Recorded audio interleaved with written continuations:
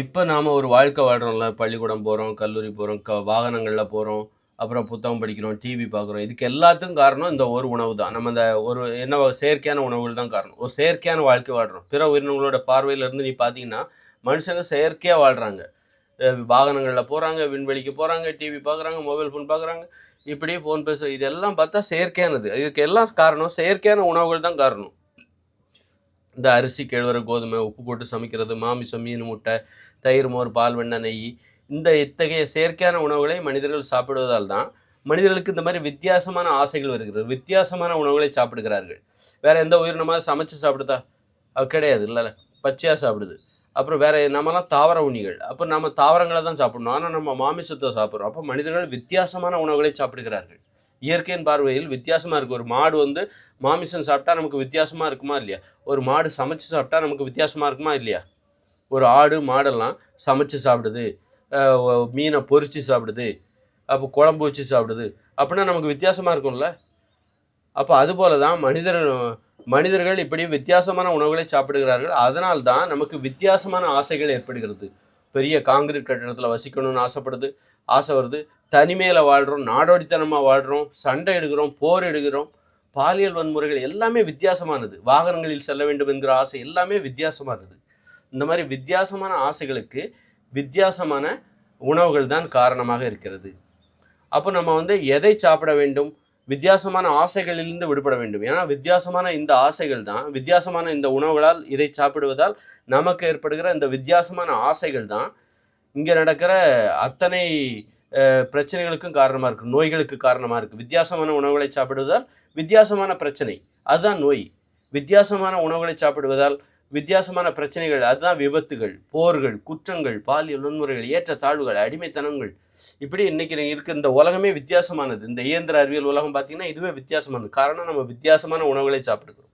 அப்போ அதை நிறுத்தணும்னு வச்சுக்கோங்களேன். நிறுத்திட்டு சரியான உணவுகளை சாப்பிட வேண்டும்.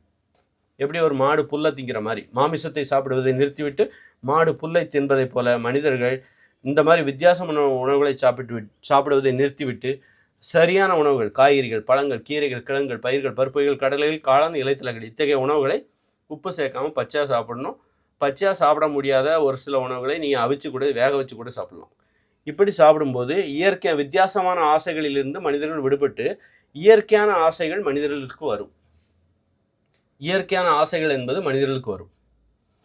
அப்போ அதே நேரத்தில் வித்தியாசமான உணவுலேருந்து விடுபட்ட உடனே உனக்கு இயற்கையான ஆசை வருவதை நீங்கள் பார்க்கலாம். இப்போ கூட நீங்கள் உனக்கு இயற்கையான ஆசை என்ன, மனுஷங்களோட இயற்கையான ஆசை என்னன்னு நீங்கள் தெரிஞ்சுக்க விரும்புகிறீங்களா?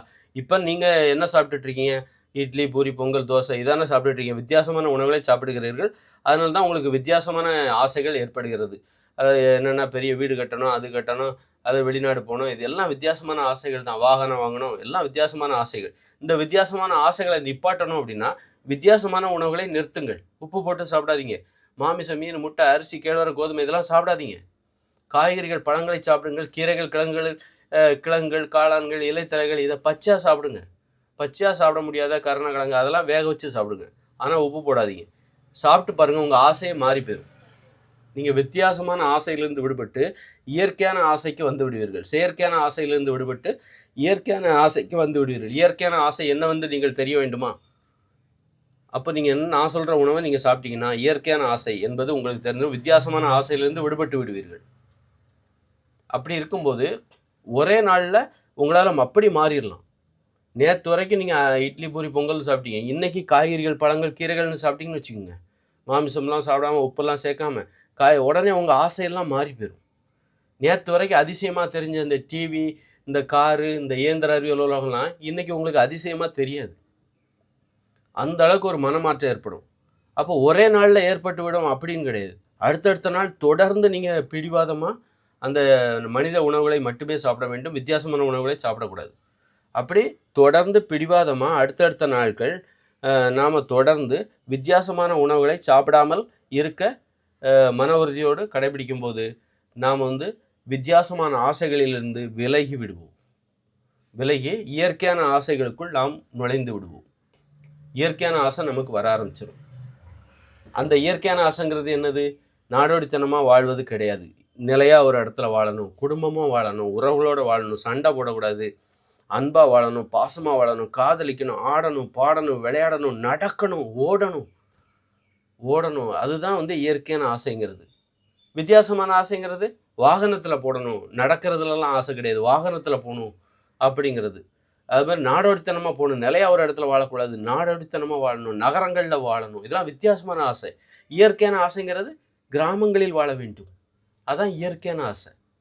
இப்போ நீ வித்தியாசமான உணவுகளை சாப்பிடுவதை நிறுத்திவிட்டு நான் சொல்கிறது உண்மையா பொய்யான்னு நீங்கள் தெரிஞ்சுக்கணுன்னா, நான் சொல்கிற உணவை நீங்கள் உடனே நீங்கள் அதுக்கு வந்து நீங்கள் அப்படியெல்லாம் நம்பணும்னு அவசியமே கிடையாது. கண்மூடித்தனமாக நான் சொல்கிறத நம்பாதீங்க. செஞ்சு பாருங்கள். செஞ்சு பார்க்க வேண்டிய கட்டாயம் இருக்குது. அப்படியே நீங்கள் அலட்சியப்படுத்திட்டு போகிறதுனால உங்களுக்கு தான் இழப்பு. ஏன்னா இது வந்து இதுதான் எதிர்காலம். நான் எதிர்காலத்தை பற்றி பேசிகிட்டு இருக்கேன். உங்கள் எதிர்காலத்தை பற்றி தான் பேசிகிட்டு இருக்கேன். உங்கள் எதிர்காலத்தில் இந்த உலகத்தில் எதிர்கால வாழ்க்கையில் மனித வாழ்க்கையில் நடக்க போகிற மாற்றத்தை பற்றி பேசிகிட்டு இருக்கேன். எதிர்கால மனித வாழ்க்கையில் என்ன மாற்றம் நடக்கும் என்பதை பற்றி தான் நான் பேசிகிட்டு இருக்கேன். அதனால் அந்த மாற்றத்துக்குள்ளே நீங்களும் தான் வரப்போகிறீங்க. அதற்கு முன்பே நீங்கள் உங்களை தயார்படுத்திக்கணும். எதிர்கால உலகம் என்ன அப்படின்னு தெரிஞ்சுக்கணுன்னா நான் சொல்கிறது பின்பற்றுங்க. வித்தியாசமான ஆசைகள்லேருந்து விடுபடணுன்னா வித்தியாசமான உணவுகள்லேருந்து விடுபடுங்க. விடுபட்டு இயற்கையான ஆசைனா என்னன்னு தெரிஞ்சுக்கணும்னா இயற்கையான மனிதர்களின் உணவு எது? தாவர உண்ணிகள். அந்த வகையில் எதை சாப்பிட வேண்டும் என்று நான் சொன்னேனோ அதை சாப்பிட்டு பாருங்கள். இயற்கையான ஆசை என்றால் என்னவென்று உங்களுக்கு தெரியும். வித்தியாசமான இந்த உலகம் உங்களுக்கு வெறுப்பை தரும்.